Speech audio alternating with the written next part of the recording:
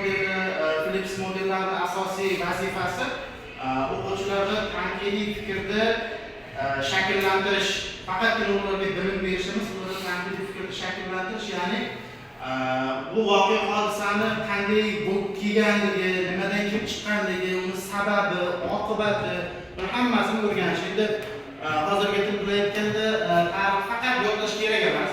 Chunki tarix faqat yodlaydigan bo'lsak, ma'lumotlar esdan chiqib ketadi. Biroq voqea hodisa jarayonini tushunmaymiz.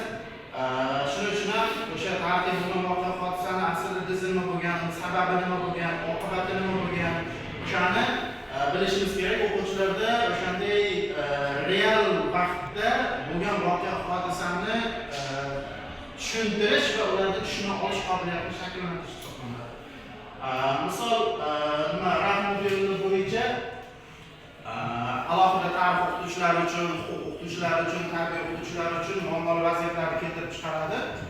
Misol uchun, biror bir millatlar o'rtasidagi nizolarni kelib chiqishiga nima sabab bo'lgan, uni oqibati nima bo'lgan, nimalar bunga ta'sir o'tkazgan, tashqi ta'sirlarni o'rganadigan bo'lsak, huquq fanida konstitutsiya bilan bog'lanadi, ya'ni hech qaysi bir nimani millatga bo'lsa xalqni kamsitishga haqqimiz yo'q. O'zbekiston Respublika Konstitutsiyasiga kiritilgan millatni, dini, irqidan qat'iy nazar hamma teng huquqli hisoblanadi deb o'sha jarayonda yoritib berishimizga topshiriq berilgan bizga. Endi RAF modeli 7E modeli bor. 7E modeli ilgari 5E modeli edi, yana 7E modeliga o'zgartirilgan, qo'shimchalar kiritilgan, ya'ni tahlil qilish,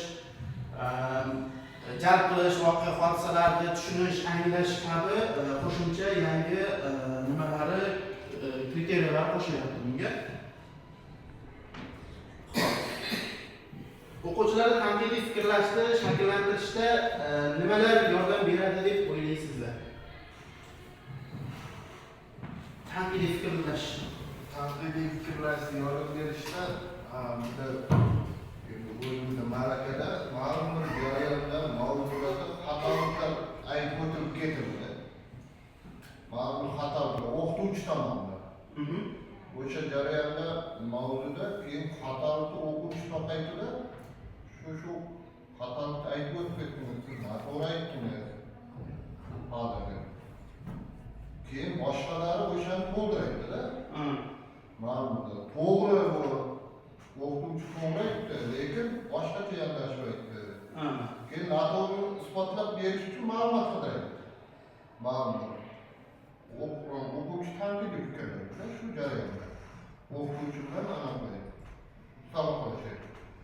Ma'lumotni izlash uchun. Keyin men juda ko'p duch kelaman. Yangi darsliklar, eski darsliklar bo'yicha ma'lumotlar ikki xil bo'lib qoladi. O'sha paytda o'quvchilar tomonidan savol beriladi, qaysi biriga ishonish kerak buni. O'tgan darslikda, eski darslikda bunday yozilgan, yangi darslikda bunaqa o'zgaryapti. Qaysi birini to'g'ri olish kerak deb savol beradi. Ko'pincha men beradigan javobim yangi darslik bekorga yangi emas. Yangi izlanishlar, oxirgi tadqiqotlar natijasida ko'rinyaptiki, yangi voqea hodisalar bo'lgan, yangi manbalardan o'rganilgan ma'lumotlar yangi darslikka kiritilganligi uchun ko'proq biz yangi darslikdagi ma'lumotlarni olishga harakat qilamiz. Chunki eski o'zini nomi bilan baribir u ma'lumot eskirgan bo'lib qolyapti. Shu. Internetda o'tgan yil shunaqa bo'ldi. O'quvchi bilan tanishib qolyapmanda, islom dinini paydo bo'lishi va payg'ambarimiz haqida. Kitobda boshqacha ma'lumot kelyapti. O'quvchi bor, internetdan ko'ryapti, internetda boshqacha ma'lumot kelyapti. Ana shunaqa gaplar ikkalamizda tortishish bo'lib qolyapti. Men endi kitobni nima qilyapman? Manbaga qarab isbotlanadi ba'zi. O'quvchi yo'q dedi, internetda dedi, shunday nima kelyapti payg'ambarimiz haqida. Lekin sinfda boshqacha yozilganda, kitobda boshqacha ma'lumot kelyapti. Bu o'quvchilarda yaxshi nima tanqidiy fikrlash, nima e'tibor beryapti ma'lumotlarga, darsliklar solishtiryapti, bir-biriga ma'lumotlar solishtiryapti. Endi o'qituvchining asosiy vazifasi shu o'zini o'rgangan bilimlari va qo'shimcha manbalardan qidirib o'sha muammoli vaziyatni yechib berishga sabab bo'ladi bu narsa. Keyin hozir ChatGPT dedik. ChatGPT bo'yicha o'quvchilar juda ko'p bog'lanib qolgan mana shu narsaga. Tarbiya biror savolni so'rab ko'rsak deydi, ChatGPT hamma narsani biladi, aytib beradi. Lekin o'zimda bir nechta sinovlarimda bo'ldiki, to'g'ri ma'lumot bermaydi. Chunki u ochiq ma'lumotlardan izlaydi. ChatGPTda shunday nima borki, u ma'lumotni ayniqsa o'xshaydi. aldab nima o'zi bilmagan ma'lumotni bilmayman demaydi-da, bu yoqdan aylantirib olib kelib, qisqasi noto'g'ri bo'lsa ma'lumot sizga topib berishga harakat